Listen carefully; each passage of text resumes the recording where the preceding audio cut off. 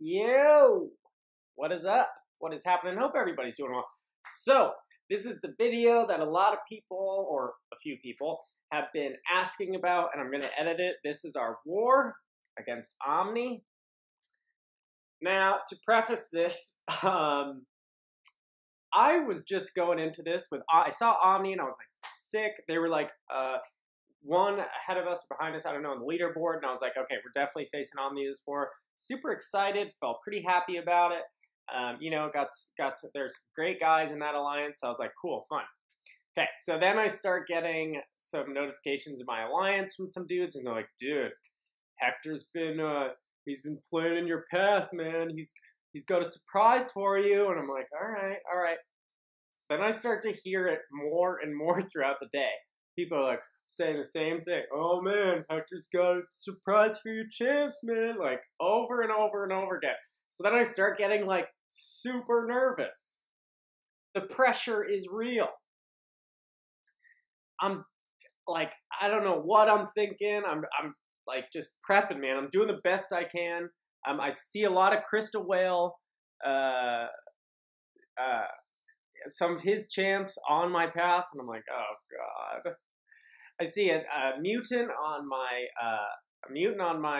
All or Nothing, so I'm like, I guess this is Sabretooth. Like, I hadn't watched his other opening like an idiot, so I'm putting on the big boy boost. One, because I'm just so nervous. Like, talk about pressure. Everyone's been talking about my path. I'm putting every boost I have. So I was pretty sure it was going to be a Sabretooth. And so I was dueling a Sabretooth a bunch, and I was actually worried about that placement. He's kind of tough to build boys against. So we go into this All or Nothing, and it is Domino. I have never fought her, ever. I haven't even watched a video. I have no idea what she does. Luckily, it looks like that D-Gen is not bad, whatever is happening there. I know I saw some of Can's post, and she's bugged in some way, so that was the only thought in my mind was like, oh god, I'm fighting a bugged champ. So it's going, the first half is fine. I have no idea what her animations are like.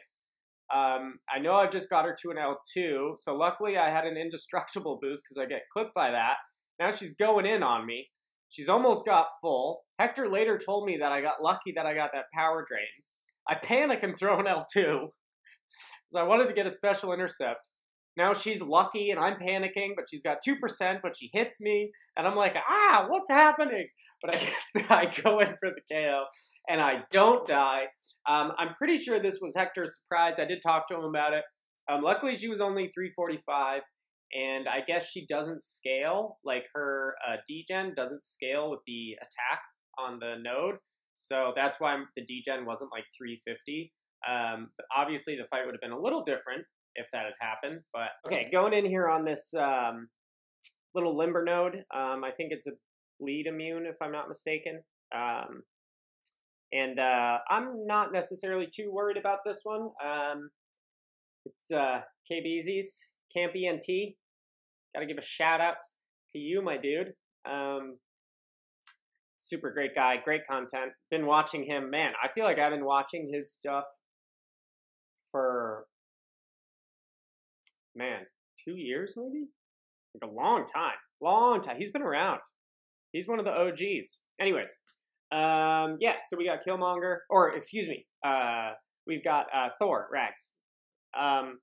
And pretty straightforward fight. Just going to build up a few poise, but no need to really worry about getting to 10. It's a pretty simple fight, nothing crazy.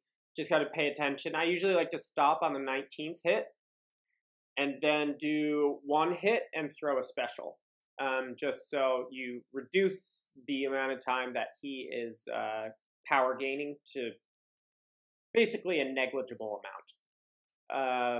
Maybe let him throw an L2 here. Yeah, why not? So it's interesting. The next node that we have was a tech. Now, I was super afraid it was going to be Crystal Opening Whales, Iron War Infinity Man.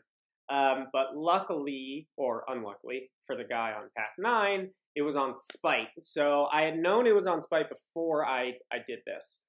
So yeah, let's check out that fight. Okay, so going on in here, once I knew that this wasn't Iron War Infinity Man, I knew it was going to be Sentinel.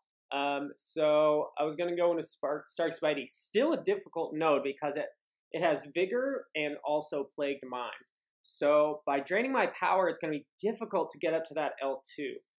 The L2 is like the most important thing for fighting Sentinel. Now, ever since they put Sentinel in AQ, I've gotten the rhythms down for like the hit combos that you need to execute in order not to push his charges up too quickly. With a fight like this, he's inevitably going to get to 100 to like full charges, like up to 100. So just building, I gotta build these poise. It's very important for this fight. First thing I do, I think, is actually, I actually go for a full 5-hit combo, and I'm like, wait, why am I doing that? Do the, so that one I do medium, light, medium. So then is another one, light, medium, light, medium. So that's slowing things down a little bit.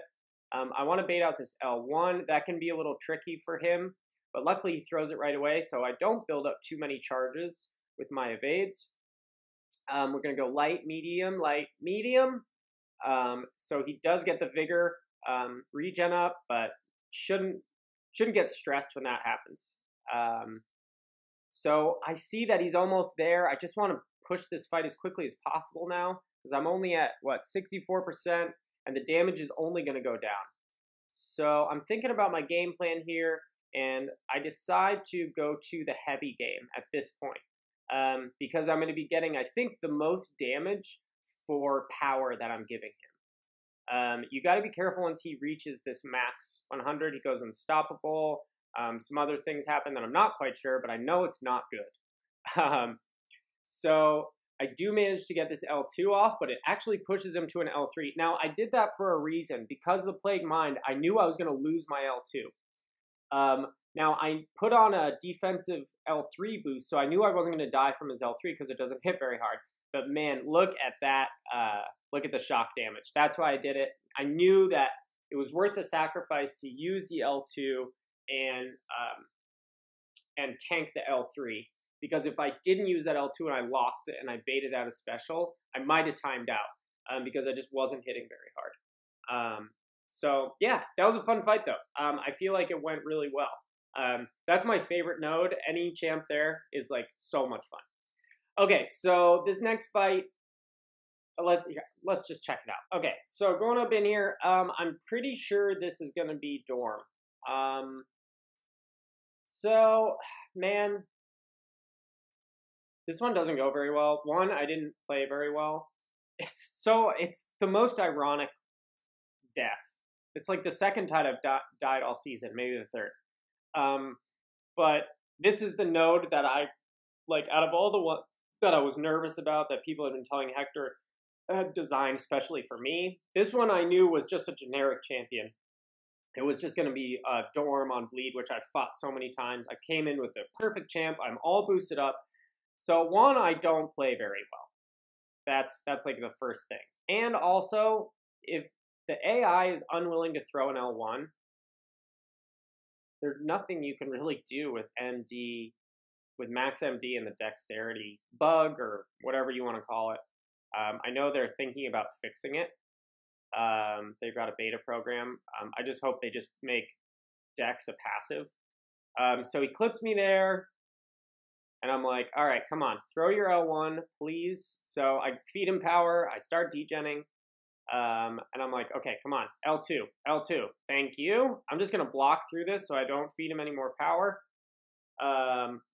He clips me with that L1. That was stupid. That was my mistake. I managed to get out of the corner with an L1, but I know this doesn't feel good. I should have just blocked that L1 because that put degen on me and fed him a lot of power. Man, it's hard with the stun immune with his heavies because it requires a dex. So I just feed him that L3. I mean, once I got into the corner, once you get into the corner with maxed MD, you're kind of screwed. I think that you got that heavy on me, which I've never really understood Dormammu's imbued stuff, but I assume that L3 did more damage because he clipped me with his heavy. I assume he detonated something. I don't know how it works, but either way, it was stupid. I was actually pretty bummed. I was like this was the node that I was the most confident for, and I was pretty excited that I was, with all the pressure of this node that I had been getting all day, I was like pretty happy that I was going to solo it, like super happy. But we gave a death to Dorm. Now, given at this point in the war, we knew we weren't going to win. Omni, man, that you guys fought so well. So I wasn't bummed about dying in relation to losing. I was more just my ego. But then at the same time, I was like, well, at least it was to a champ that wasn't a surprise, if that makes any sense. So anyways, we're just going to go back in here. And then, of course, with this next one, I'm getting a little bit more of the shallow evades. And then his AI now, it's always funny. The second time you go in, the champ is always way more willing to throw their L1, as you can see. If this had gone this way in the first, the first one, I would have been fine. I just throw an L2. He goes down. Yeah, I mean, when it comes to like MD and stun immune, it usually comes down to if the AI is willing to throw a special or not. Given the first time, I kind of played like a jerk. But anyways, I think overall, I've actually felt very good about this path. Like I said, the pressure was real. I got so many messages throughout the day telling me, watch out, watch out, watch out. So, yeah, hope you guys enjoyed this, and I will check you later. Peace.